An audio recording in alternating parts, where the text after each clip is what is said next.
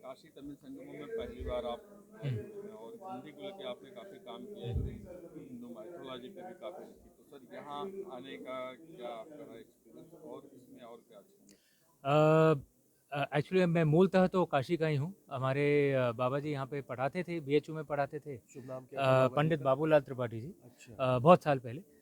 और मेरे पिताजी, बाबा जी मतलब पिताजी के हाँ पिताजी, हाँ दादाजी। और दादाजी, और मेरे पिताजी, उनका परिवार सब यहीं पे। और मेरे जो हम लोगों में बड़े भाई को भी दादा बोलते हैं, तो दादा दीदी उनका भी जन्म यहाँ पे हुआ था। तो काशी के लिए मुझे कुछ कारण थोड़ी ना चाहिए, बस कोई भी कारण मिल जाए हम आ जाते हैं।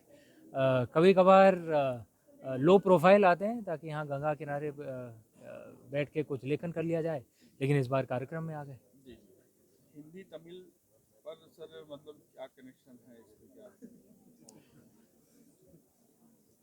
कनेक्शन, समन्वय तो भारत का है। देखिए, अगर आप भारत संस्कृति से जुड़े हुए हैं, आप हमारी परंपरा से जुड़े हुए हैं, भाषा अलग अलग हो सकते हैं लेकिन दिल तो वही है, आत्मा तो वही है। काशी भी शिव जी की नगरी है और मैं तमिलनाडु में पढ़ा हूँ। वहाँ भी शिव भगवान के बहुत गहरे भक्त हैं वहाँ पे। काशी तो शिव जी की नगरी है, लेकिन आप अगर चिदम्बरम जाएं और वहाँ पे जो आस्था देखें आप शिव जी के प्रति, हमारे तमिल भाइयों में, तब आपका भी एकदम एकदम दिल भर आएगा। तो सिर्फ भाषा अलग हो सकते हैं लेकिन शिव जी हमें जोड़ते हैं, भारत माँ हमें जोड़ती है। सर रामचंद्र सीरीज और शिव ट्रायोलॉजी आपने लिखा, काशी पे भी ऐसी कोई किताब आप लिखेंगे शिव से जोड़ के कुछ आगे हाँ या हाँ, आगे कुछ आने वाला? काशी में मतलब ऐतिहासिक काल के, मैं अभी ऐतिहासिक काल पर काल्पनिक कहानियाँ लिख रहा हूँ, फिक्शन कहानियाँ लिख रहा हूँ। हाल में जो प्रकाशित हुई चोला टाइगर्स है, जो एक तमिल महाराज के ऊपर है, सम्राट राजेंद्र चोला, जो 1000 वर्ष पहले उनका राज था, तो उनके ऊपर एक मैंने एक काल्पनिक कहानी लिखी है।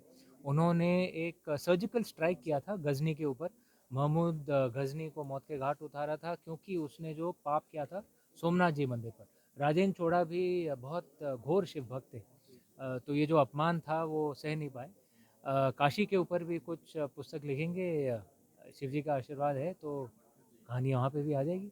एक पांडियन राजा थे हाँ जिन्होंने तेन काशी में विश्वनाथ हाँ मंदिर हाँ हाँ बनवाया हाँ हाँ हाँ। और काशी में भी विश्वनाथ मंदिर है, तो चल कर दोनों राइट है। विश्वनाथ मंदिर को जोड़ के कुछ करने की आपकी योजना है क्या? सुझाव बहुत अच्छा है, चलिए हम अगर लिख दें तो क्रेडिट आपको दे देंगे। सुझाव बहुत बढ़िया है। वहाँ पे देखिए, कहानी वो थी कि वहाँ पे एक एक महिला थी कन्नगी, जिनके खिलाफ अनजाने में वहाँ के राज्य से एक एक एक तरह का एक इनजस्टिस हो गया था, अन्याय हो गया था।